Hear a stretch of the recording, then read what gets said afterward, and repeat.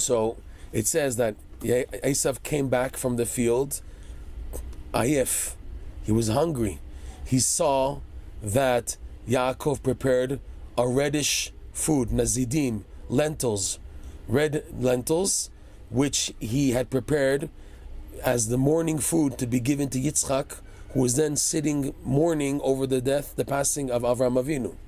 So Esav said to Yaakov, Hal iteni na min ha'adom hazeh, ki ayef anochi. Stuff in my mouth. Hal iteni means, Rashi explains that Esav said to Yaakov, I'm so weak and tired now, I'm going to open my mouth wide and stuff in my mouth this very, very reddish food, reddish, because I am sleepy, I'm tired. And the verse says that's why he's called Edom. Rebbe Nachman explains in this lesson that Edom, where the capital of Edom today, if you want to say the Roman Empire started in Rome, and it's called Edom. Edom is the name of the nation of Rome. Rome was the capital, okay? So they are synonymous to the idea of a blockage of the thoughts. He teaches Rebbe Nachman in that lesson that a Jew should seek to clean the head so that they can reconnect to the chokhmah, the initial wisdom of the world. If a person now has foreign ideologies trapped in their head, and they serve as a blockage to advancing spiritually, so a person cannot connect to the Reshit Chokhmah, the beginning of wisdom, because you have this blockage. So Rebbe Nachman says this is synonymous to the whole nation of Rome, Edom, the Roman Empire, because the Gemara says that how was Rome formed?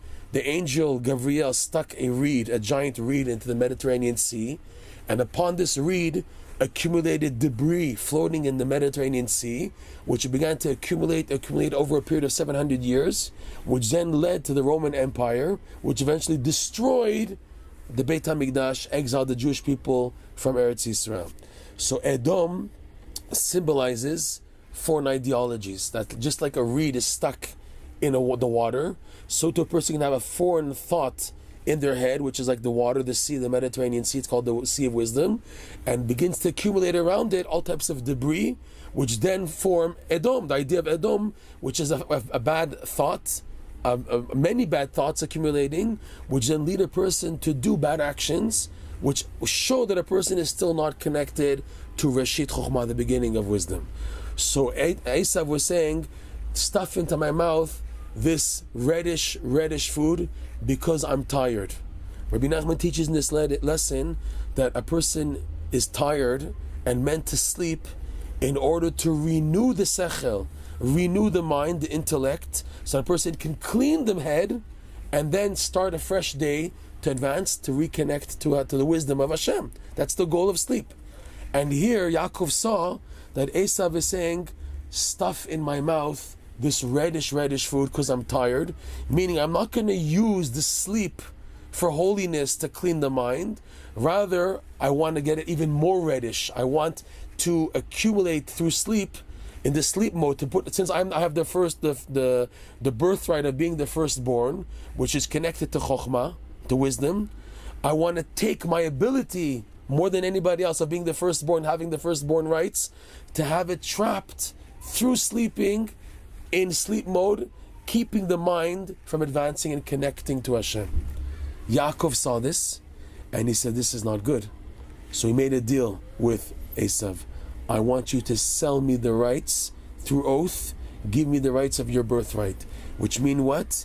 That you may do damage, I'll give you the food, I'll give you the ability to nourish off, right, in the brain, but it won't be as devastating, because if you don't have the birthright, it won't be able to do that. Because now I'll have the birthright, which means I will have access to the first chokhmah, and as much as you will try to swallow up, to be Edom through sleep mode, getting Jews to be trapped, but it won't be forever, and it won't be something that will cut them off from the beginning of wisdom. So Esav thought about it. Anyways, what's the birthright going to bring me? I'm going to die with it anyways. Because if anyways I'm interested in Esav, Asiyah, the world, I'm not interested in connected to the world.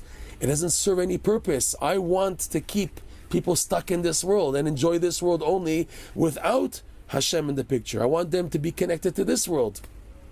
So why should I have the birthright? He said, okay, I'll sell it to you. And that's how Yaakov gained from Esav the birthright, meaning as much damage as Esav would do, it would have no effect on the wisdom, the root and the source of wisdom. So then it says that Esav, he sat down and ate, and then he got up, vayelech.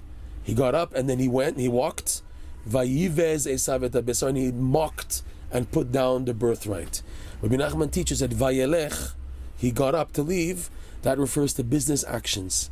That Esav mainly attacks when it comes to monetary issues. The main area where Esav can get people is with the money worries, the money issues, and letting people not being honest in their business deals and not being faithful in their business transactions, and by extension, their faith that all money comes from Hashem, all sustenance comes from Hashem.